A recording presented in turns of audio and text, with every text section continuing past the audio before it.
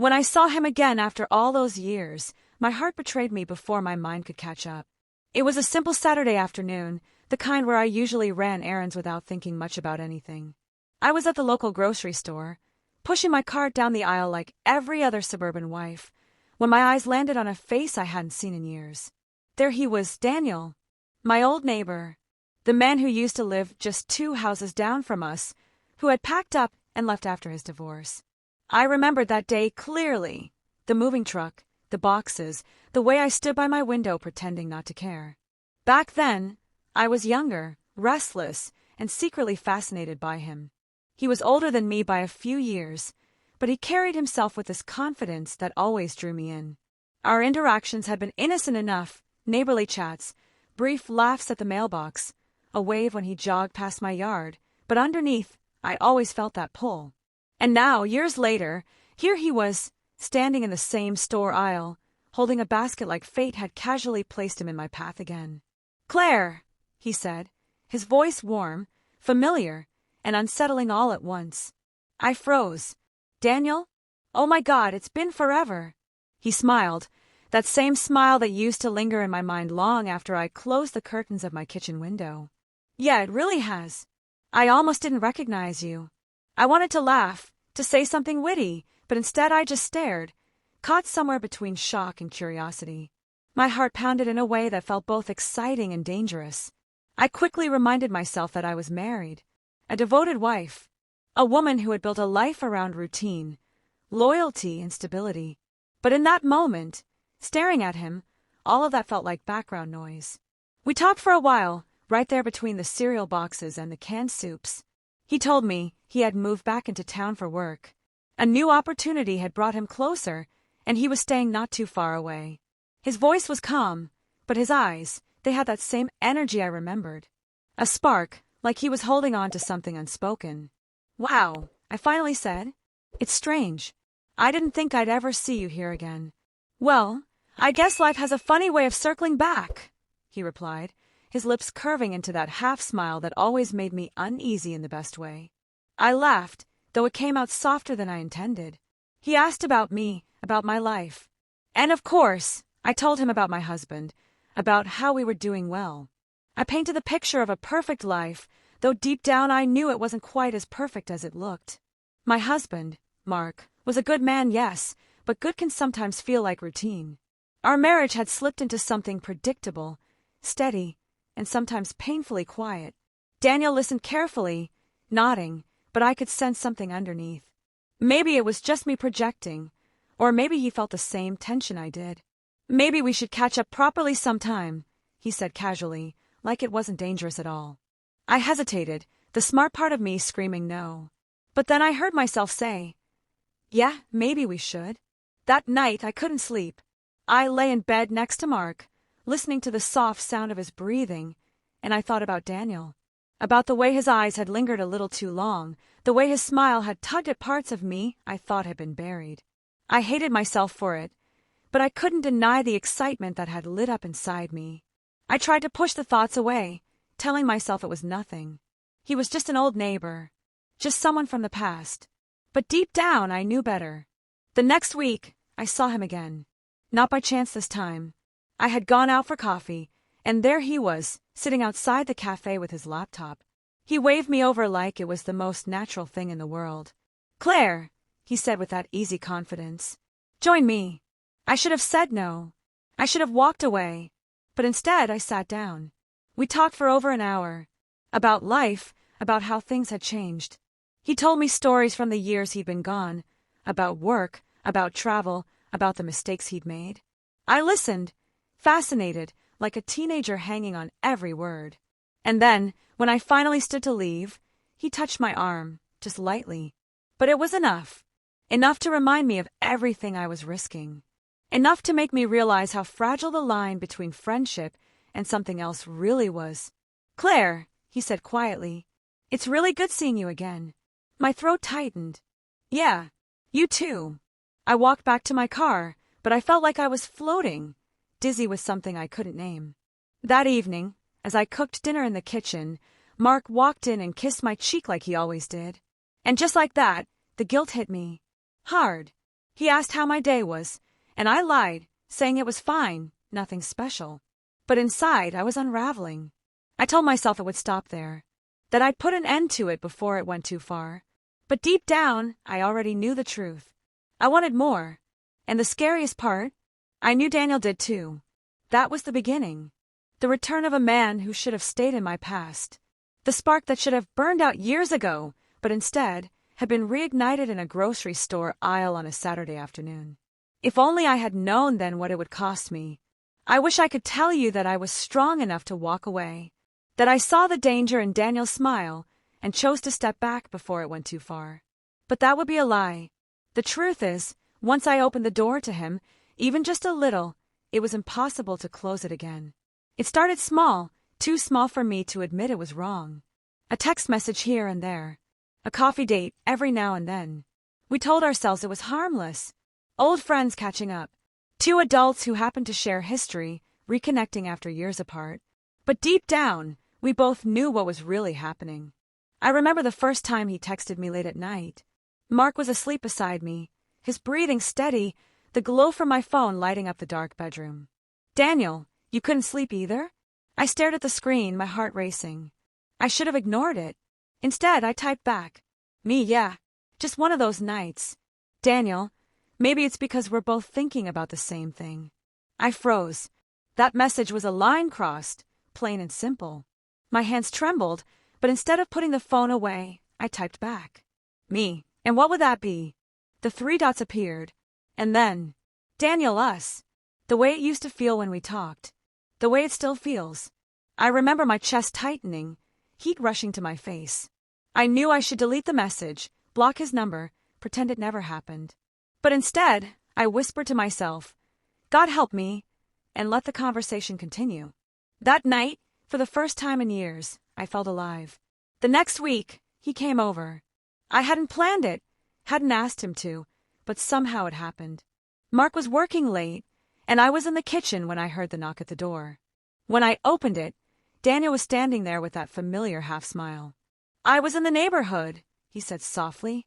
I should have told him to leave. Instead, I stepped aside and let him in. The house felt suddenly too small, like the walls themselves were holding their breath. He leaned against the counter while I pretended to tidy up the kitchen, my hands shaking so badly I almost dropped a glass. We talked, our voices low, like we were both afraid of being overheard even though no one else was home. He asked about my day and I told him. He laughed at something I said, and I felt that old warmth spread through me, dangerous and intoxicating. And then he moved closer. "Claire," he said, his voice barely above a whisper. "You know this isn't just catching up anymore, right?" My throat went dry. "I know." Before I could say anything else, his hand brushed mine. Just a touch. But that single touch shattered whatever fragile wall I had been holding up. I didn't move away. I didn't stop him when his hand slid up to my cheek. I didn't stop myself when I leaned into him, when my lips parted, just enough to give him permission. And then we kissed. God, that kiss. It was the kind of kiss that makes the world tilt, that drowns out every sound, every thought. It was desperate and forbidden, yet so perfect it scared me. When we finally pulled apart, I gasped for air, my chest heaving. "This is wrong," I whispered. "I know," he said, his forehead resting against mine. "But it feels so right." I closed my eyes, torn between guilt and desire. "We can't." But even as I said it, I knew it was already too late. After that night, there was no turning back. We started finding excuses to see each other. Sometimes it was at his place, sometimes at mine when Mark was gone. Always careful, always secretive. We lived in the shadows of stolen moments, whispered conversations, hurried touches, kisses that tasted like sin and relief all at once. Every time we were together, I told myself it would be the last, that I'd stop before Mark ever suspected anything. But every time, I found myself falling deeper. Daniel had this way of making me feel seen. Truly seen. Mark loved me, yes, but his love had grown quiet, predictable. With Daniel, everything was fire. Every glance felt like a spark. Every touch like an explosion. He made me feel like the woman I used to be, not the wife who folded laundry and paid bills. And I craved that feeling more than I cared to admit. One afternoon, we met at his apartment. I remember lying in his bed afterward, staring at the ceiling, my body still trembling from what we had done. "Claire," he murmured, tracing lazy circles on my arm, "do you ever wonder what it would be like if it were just us? No lies, no sneaking around." The question cut deep. I didn't answer right away, because the truth was, I had wondered.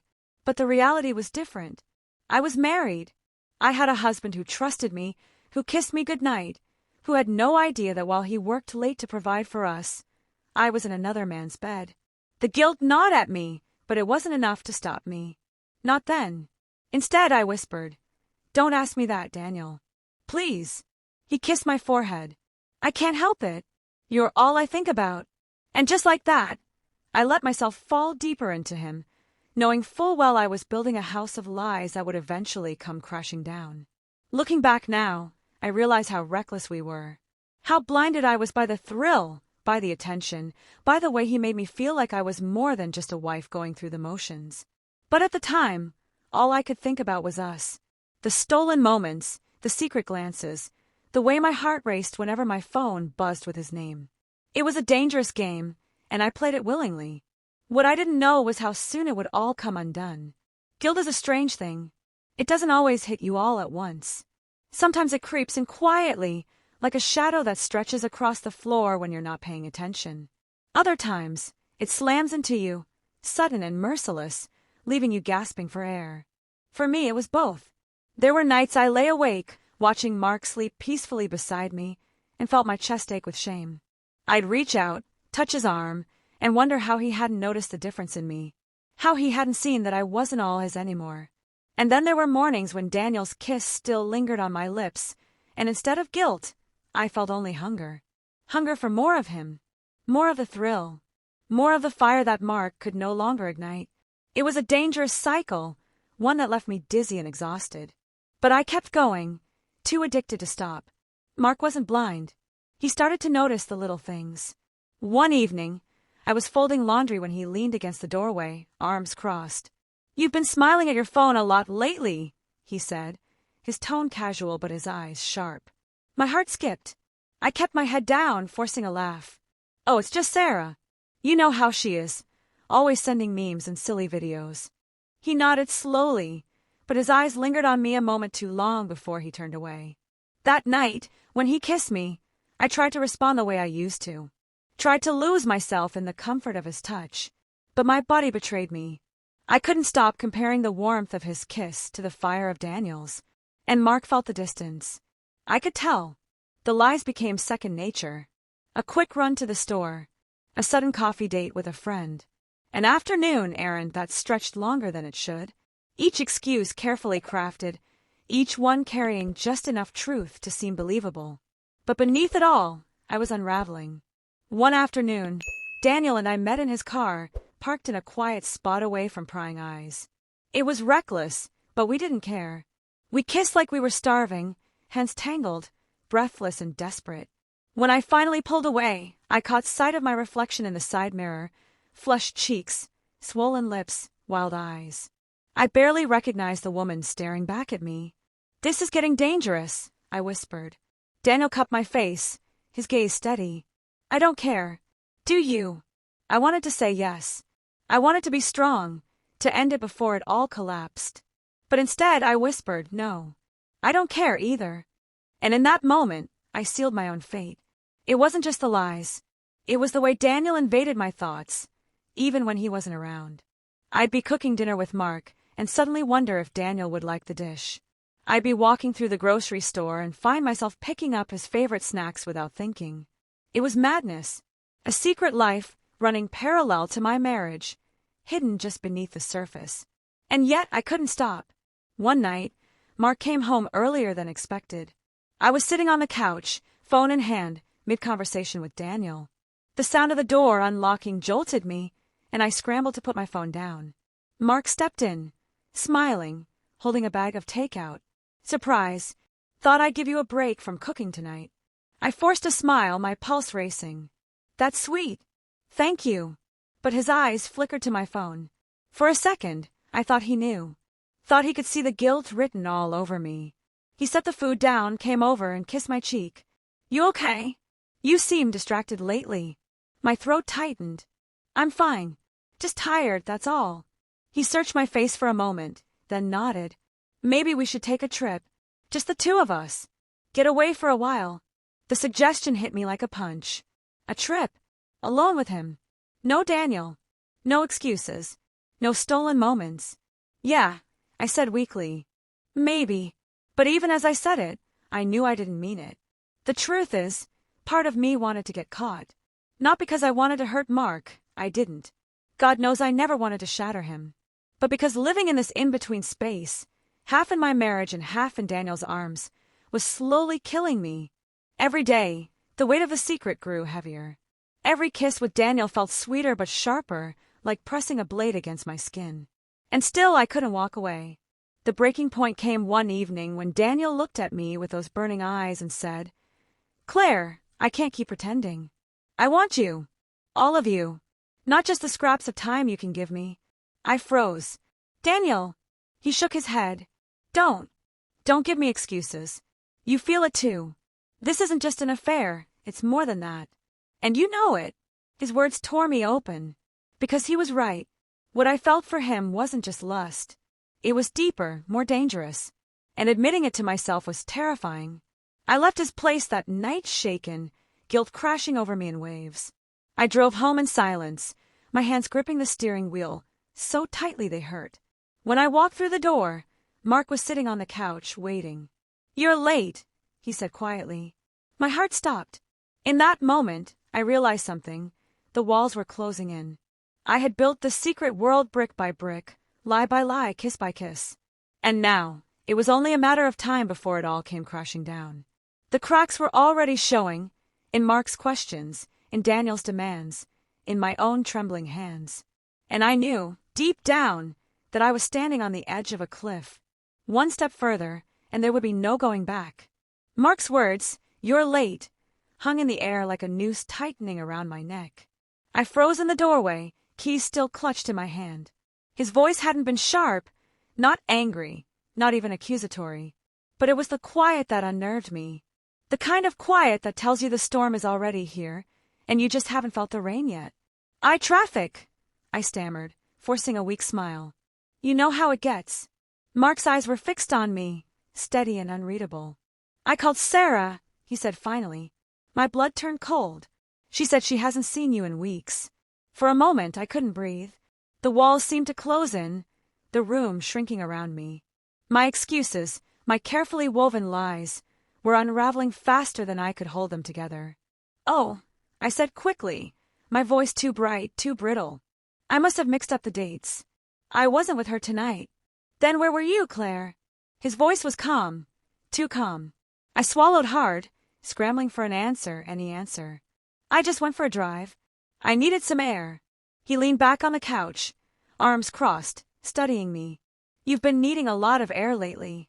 I wanted to scream, to deny everything, to tell him he was wrong. But guilt has a way of silencing you, of making every word sound like a lie even when it isn't. So I just nodded, set my bag down, and walked past him into the kitchen.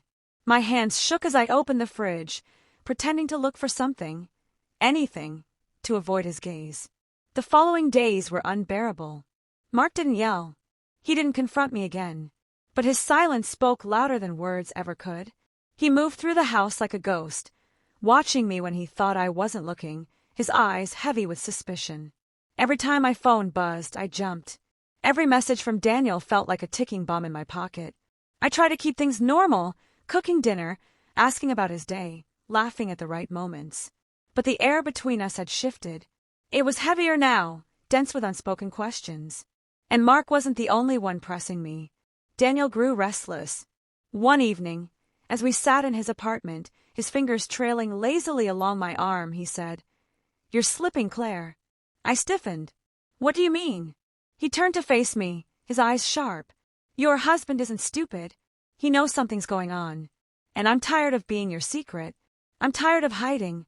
I pulled away, my heart racing. "What are you saying?" "I'm saying I want more," he said, his voice low and steady. "I want you to choose, him or me." Panic surged through me. "Daniel, don't do this. You knew what this was. No, Claire, he said firmly. I knew what it was at the beginning. But it's not just that anymore. Don't pretend it is. His words sliced through me. Because deep down I knew he was right. What I felt for him had grown roots, tangled and deep. But choosing him meant tearing my life apart, burning everything I had built with Mark to the ground. I can't, I whispered. You can, he shot back. You just won't. We sat in silence after that, the weight of his ultimatum pressing down on me like a stone. When I finally left, my chest felt tight, my thoughts a tangled mess of guilt, fear, and longing. The unraveling came faster than I expected. It was a Friday evening when Mark finally broke his silence. We were sitting at the dinner table, plates half finished, the clink of silverware the only sound between us. Who is he? He asked suddenly. The fork slipped from my hand, clattering against the plate. My throat closed, my body freezing. I don't. Don't lie to me, Claire. His voice cracked, and that was worse than anger. It was pain. Raw, unfiltered pain. My eyes stung, tears welling. Mark, please. He leaned forward, his fists clenched. I'm not blind. You're not here anymore. You're with someone else, even when you're sitting right in front of me. So tell me, who is he? The room spun. My chest heaved, my carefully guarded secret ripped wide open. I could have denied it, could have spun another lie, but something in his eyes, something broken, made the words tumble out before I could stop them. I'm sorry, I whispered. I'm so sorry. The silence that followed was deafening. Mark pushed his chair back, standing slowly as if the weight of the truth was pressing him down. His face was pale, his jaw tight, his eyes glassy with unshed tears. How long? He asked. My lips trembled. Months. He flinched as if I'd struck him. For a moment, I thought he might scream, might throw something, might rage the way a man betrayed has every right to. But instead, he just nodded slowly, his hands trembling at his sides. I knew, he said softly. I knew, but I didn't want to believe it. And then he walked away. The days that followed were a blur. Mark didn't sleep in our bed anymore. He stayed in the guest room, the sound of the door closing behind him each night like a dagger in my chest. He barely spoke to me, except for the essentials. The silence was suffocating, a reminder of the damage I'd done. Daniel, meanwhile, grew impatient. It's out now, he told me. You don't have to hide anymore. We can finally be together. But instead of relief, his words filled me with dread. Because standing in the ruins of my marriage, I realized something I hadn't let myself see before. Daniel wasn't my escape.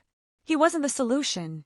He was the spark that lit the fire, but the flames were mine to control, and I had lost control long ago. One evening, I found myself standing outside the guest room door, my hand hovering over the knob. Mark! My voice was shaky, barely a whisper. Silence. I pushed the door open. He was sitting on the edge of the bed, his face buried in his hands. When he looked up, his eyes were red, his expression hollow. I don't know if I can forgive you, he said. The words shattered me. Tears streamed down my face. I don't deserve forgiveness. I know that, but I need you to know. I never stopped loving you. He laughed bitterly. Funny way of showing it. I crumpled to the floor, sobbing. I made a mistake. A terrible mistake. But it wasn't because I stopped loving you. It was because I lost myself. I didn't know how to find my way back. Mark watched me, his jaw tight, his pain etched into every line of his face. I don't know if there is a way back, Claire. And in that moment, I realized the full weight of what I'd done. Affairs aren't just about passion or escape. They're about destruction. And I had destroyed the one person who had ever truly loved me. The unraveling was complete. Mark knew. Daniel was demanding. And I was caught in the wreckage of my own choices, with no way to go back, no way to undo the damage. All I could do was stand in the ashes and face the truth. I had wanted fire, and now I was burning.